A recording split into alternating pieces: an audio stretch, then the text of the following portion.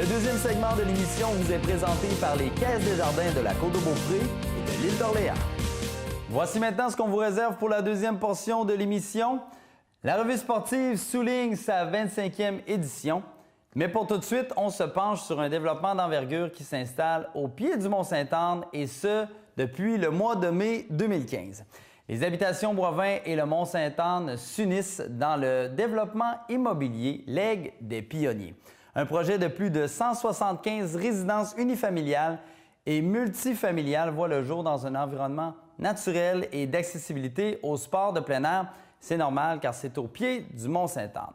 Une fois ce projet complété, la valeur de celui-ci frôlera les 70 millions de dollars. Donc, dans l'entrevue qui suit, Jocelyn Boivin et Daniel Rochon vous donnent tous les détails de ce gros projet.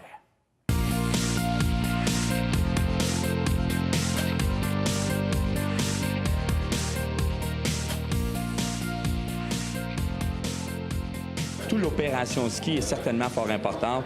L'opération 4 saisons, les activités d'été, les activités d'hiver.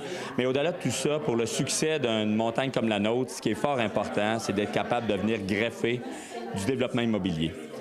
On a du terrain disponible. On a un plan qu'on essaie de suivre. Je vous dirais que ça nous a pris quelques années. Il y a eu beaucoup de discussions, beaucoup de réflexions, quelques embûches à travers tout ça. Mais aujourd'hui, quand je dis que c'est un moment important, c'est un moment crucial. C'est-à-dire que c'est un premier pas pour nous au niveau du développement immobilier à proximité de la montagne. Un moment très important pour vous, mais il ne faut pas oublier qu'il y a eu certaines petites embûches au cours de ce projet-là. Oui, il y a eu des embûches. Écoutez, on peut comprendre que quelquefois, ça peut peut-être indisposer certaines personnes par rapport à l'arrivée d'un développement comme celui-ci. Il y a également tout le concept environnemental, le concept également avec les routes, donc au niveau du ministère des Transports. Alors ce sont tous des choses que l'on a adressées. On a travaillé en étroite collaboration avec la CEPAC, avec le groupe Habitation Boivin ainsi que nous, pour trouver des solutions et s'assurer que tout le monde avait une acceptation sociale par rapport au projet. Un développement comme celui-ci, on en avait besoin? Il y avait une demande pour ça? Bien, écoutez, jusqu'ici, on a une certaine preuve. M. Boivin pourra certainement vous en reparler, mais il y a un succès au niveau des ventes. Mais je vous dirais qu'encore une fois, au niveau de la synergie, de la dynamique, du développement, pour nous, ça nous amène un élément supplémentaire qui aura une répercussion économique parce que quand même, quand arrive, là on parle d'un projet à terme qui sera de 175 unités environ, bien c'est des abonnés de saison supplémentaires, c'est des gens qui vont consommer à proximité, des gens qui en seront soit pour une résidence principale ou une résidence secondaire. Alors, on crée certainement une effervescence, une certaine économie supplémentaire qui sera certainement très bonne pour la Côte-de-Beaupré et également pour notre région de Saint-Féréol-les-Neiges. Le premier développement qui se fait depuis les années 70-80 sur le territoire Mont-Sainte-Anne-Sapac. Donc, pour nous, on en est très fiers. On est très fiers d'avoir été choisis d'abord parce que bien sûr que l'entente, c'est Mont-Sainte-Anne qui l'a. Donc, c'est lui qui peut développer ou qui peut désigner quelqu'un. Parlez-moi des caractéristiques de ce projet-là. Je dirais que, bon, bien sûr que le site, hein, c'est un site merveilleux, à proximité très près de la montagne, ski-in, ski-out en ski de fond, vélo de montagne. On a même déjà commencé à aménager un sentier multifonctionnel sur le pourtour du développement qui va amener les gens, qui peuvent même faire des petites activités ici tout près, mais qui peut amener les gens partout aux autres installations de Station Mont-Sainte-Anne. Ça, c'est un premier élément. Deuxième élément, ce qu'on essaie de faire, c'est bien sûr, c'est de construire un environnement dans lequel les gens, c'est pas juste une maison à laquelle ils viennent, mais c'est un thinking général. Comme exemple, il va y avoir patinoire, glissade, les sentiers multifonctionnels, etc. C'est donc, puis dans un environnement aussi où on s'occupe de tout, incluant l'aménagement paysager. Fait donc, on essaie de créer un milieu de vie un petit peu particulier dans lequel les gens se sentent bien.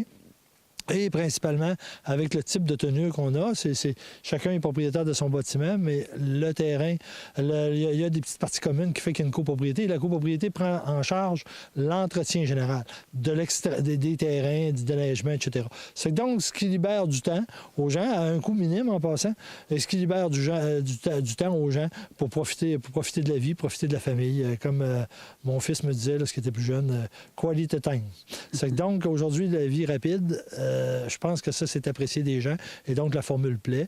En offrant aussi, bien entendu, on essaie d'offrir la meilleure construction possible, la meilleure qualité possible, un bon service après-vente et tout.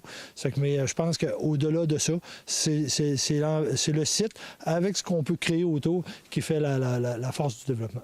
On parle d'un projet d'envergure parce qu'il y a des investissements de plusieurs millions de dollars ici.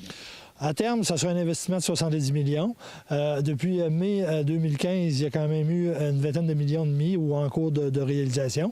Si on comprend la construction des rues, 1,6 km de rue. Ensuite de ça, il y a déjà 17 unités d'occupées à Noël.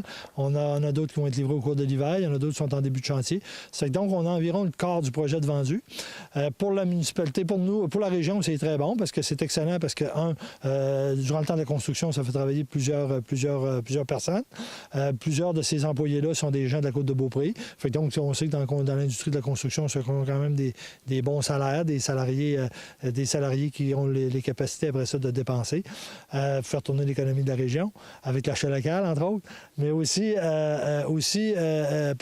même à terme, on parle de 4 à 5 emplois permanents, là, de l'entretien du site, etc. Donc, c'est quand même pas négligeable. Au niveau de la municipalité, comme une municipalité comme Saint-Féréol-les-Neiges, à terme, ça devrait leur rapporter environ 500 000 de taxes annuelles. Donc, c'est pas négligeable non plus dans une municipalité comme Saint-Féréol. Donc, des belles retombées pour la région aussi. Ça va encourager le développement. Oui, parce que les gens qui viennent s'installer ici, oui, on a du saisonnier, mais on a du permanent. Ces gens-là aussi consomment dans le coin. Il y en a plusieurs qui sont pas nécessairement des gens qui habitaient la région. Donc, qui consomment dans les commerces des alentours et tout, qui créent un achalandage supplémentaire à la montagne.